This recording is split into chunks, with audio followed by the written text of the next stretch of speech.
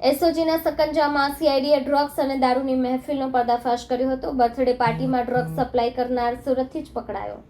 CID crime Surat ઝોનમાં દાખલ થયેલા દારૂ અને ડ્રગ્સની મહેફિલના ચકચારી કેસમાં લાંબા સમયથી નાસ્તો ફરતો વધુ એક મોટું માથું સુરત શહેર એસઓજીના હાથે ઝડપાયું છે. આ ધરપકડથી ડ્રગ્સના આંતરરાષ્ટ્રીય નેટવર્કના તાર ક્યાં સુધી લંબાયેલા છે તે અંગેના ચોંકાવનારા રહસ્યો બહાર આવવાની પ્રબળ શક્યતા છે. એસઓજીની ટીમ સુરત શહેર વિસ્તારમાં પેટ્રોલિંગ કરી રહી હતી. તે દરમિયાન એએસઆઈ મુનાફ ગુલામ રસૂલ અને એએસઆઈ સિદ્દીક ગુલામ મોહમ્મદને એક બાતમી મળી હતી.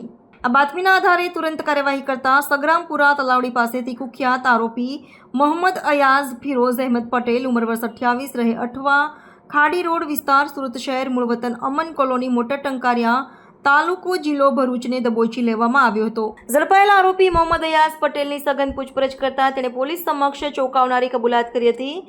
મોહમ્મદ અયાઝે સ્વીકાર્યું હતું કે ગત તારીખ 20 ઓક્ટોબર 2024ના રોજ અમિતકુમાર અંતરસિંહ યાદવની બર્થડે પાર્ટી હતી. તે માટે તેણે જ મેફેડ્રોન ડ્રગ્સ, એમડી ડ્રગ્સ અને ગાંજો વેચાતો આપ્યો હતો.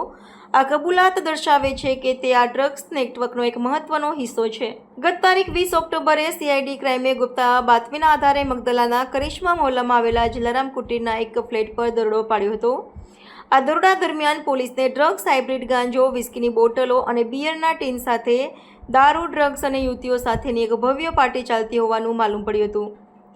આ પાર્ટી શિપમાં નોકરી કરતા અમિત યાદવે પોતાની બર્થડે પાર્ટી નિમિત્તે પોતાના મિત્ર વર્તુળ માટે આયોજિત કરી હતી. પોલીસે સ્થળ પરથી 9 સ્પાગલ્સ સહિત કુલ 14 આરોપીઓને રંગે હાથ ઝડપી પાડ્યા હતા.